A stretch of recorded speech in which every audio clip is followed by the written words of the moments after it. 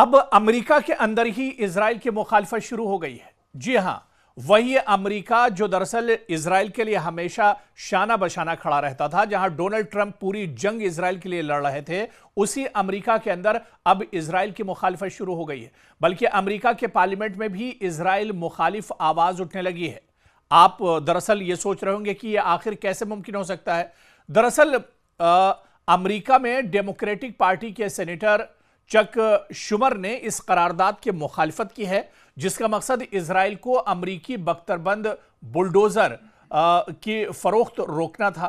जैसा कि रिपोर्ट में कहा गया है कि 47 में से 40 डेमोक्रेटिक सेनेटर्स ने इजरायली फौज को यह बुलडोजर फराहम करने के खिलाफ वोट दिया है और यह करारदाद आजाद सेनेटर्स बर्नी सैंडर्स ने पेश की थी।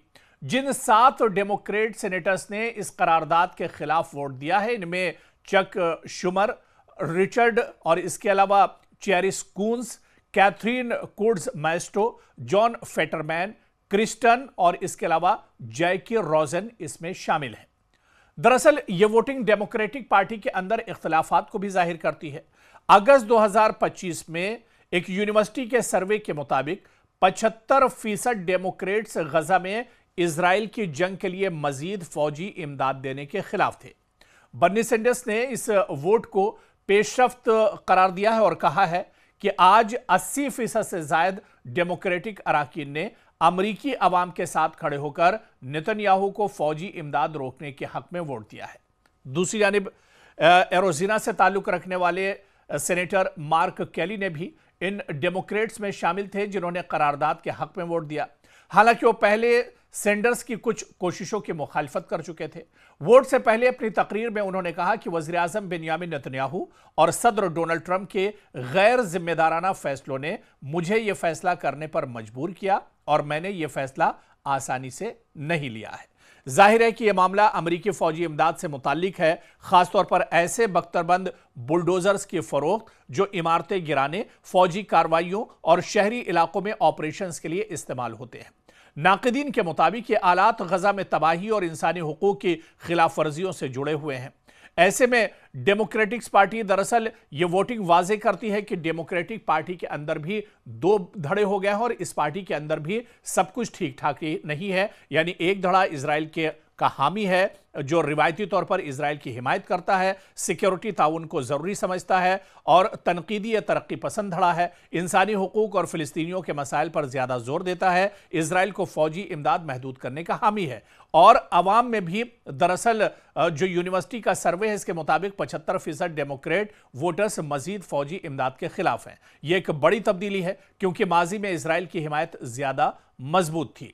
तो दरअसल वही अमेरिका जहां से लगातार इजराइल की मदद होती थी, अब उसी अमेरिका में और पार्लियामेंट में, वहां के ऐवान में, वहां के अवाम में, वहां के अरकान पार्लियामेंट में अब दरअसल इजराइल के खिलाफ आवाज उठ रही है, जो दरअसल बेंयामिन नेतन्याहू और पूरे इजराइल के लिए भी एक बहुत बड़ा झटका एक तरह से तस्वुर किया जा रहा है। दूसरी जानिब एरोजिना से ताल्लुक रखने वाले सेनेटर मार्क केली ने भी इन डेमोक्रेट्स में शामिल थे जिन्होंने करारदाद के हक में वोट दिया। हालांकि वो पहले सैंडर्स की कुछ कोशिशों की मुखालफत कर चुके थे।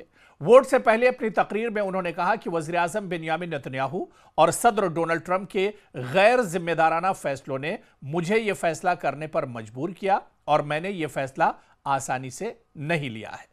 जाहिर है कि यह मामला अमरीकी फौजी इमदाद से मुताल्लिक है, खासतौर पर ऐसे बख्तरबंद बुलडोजर्स की फरोख्त जो इमारतें गिराने, फौजी कार्रवाइयों और शहरी इलाकों में ऑपरेशंस के लिए इस्तेमाल होते हैं।